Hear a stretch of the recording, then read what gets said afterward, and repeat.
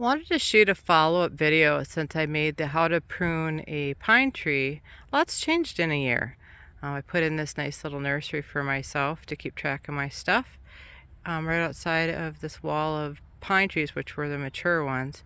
But let's take a look at the pine trees that I pruned and how much they grew over the last year.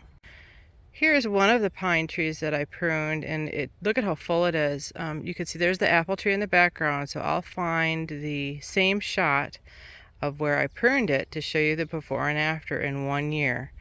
Let's zoom in a little bit on this tree, and you can just see just how thick everything is. It's just really filled out beautifully. I did not prune it this spring. I would probably prune it again next year. So we're kind of, it takes about 2 years from the time you prune till you get the full effect, but this looks pretty good. Here's the second tree that I pruned in that video. And again, I'll try to put the before video and show you what it looked like, but you can see it's filled out. It's looking pretty good. We do have the backdrop of this tall corn, which makes it really hard to show green on green. But that's pine tree number 2. You can see how well it filled out. And as I pan down the line of pines here, which are on the border of what I'm calling my French garden, which is a new garden I'm putting in, you can see just how nice they look already. Let's go look at the next one.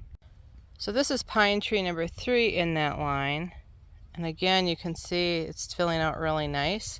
I do need to do a little bit of pruning on this. I got a double leader coming up. Again, you only want 1 central leader. So I have a hand shear with me.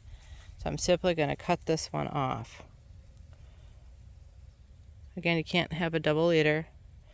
So I'm simply going to cut one of them off.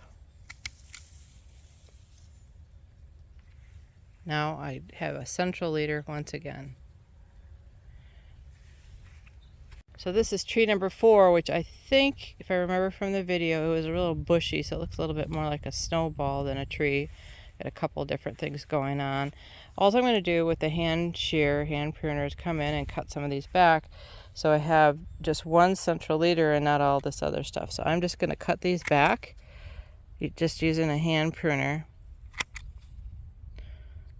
Cut that one down too, and hopefully that will help. I have a dead grass in here coming. I'll just pull that out right now, but you get the idea. And I could come in with a shear and cut it tighter, which I'll probably do next spring. I'm going to let it go for right now. This is tree number 5 in that group, and you can see in this how filled out it is. It's really gorgeous. And I don't think I need to do anything. I've got a wirely branch down here, but again, I'm going to leave it, and I'll come in and do a tighter shear next spring. Again, this is a 1 year follow-up from my how to shear or how to prune pine trees. Beautiful. This is tree number 6 in the line, and it has 2 long whorls in there, so this is a little odd shaped of a tree. So it looks good on this side. This side looks a little off because I had a tall weed in there that was restricting the growth, which is fine. But this is this year's whorl, or this year's growth. It is 24 inches long. It is extremely long and really should be pruned back, but I think I'm going to leave it and I'll deal with it next year. This is why you want to come out in the spring and do your pruning backs. And I just didn't do it this year. I was busy. But yeah, that's a bit long of a branch for me. Because this is 24 inches long, I'm actually going to cut 30% of this off. Not ideal to do it when the canes are open, but I can't leave it like this. So we're going to go in. We're going to cut 30% of this off. And then I'm going to cut the ones that are close off, so to make sure I maintain. I'm going to do it that way, make sure I maintain a central leader. Looks really long. I'm going to cut it back a little bit more. Again, I'm trying to maintain this conical shape. You can see this upper whorl here is kind of off on its own, like a skyrocket.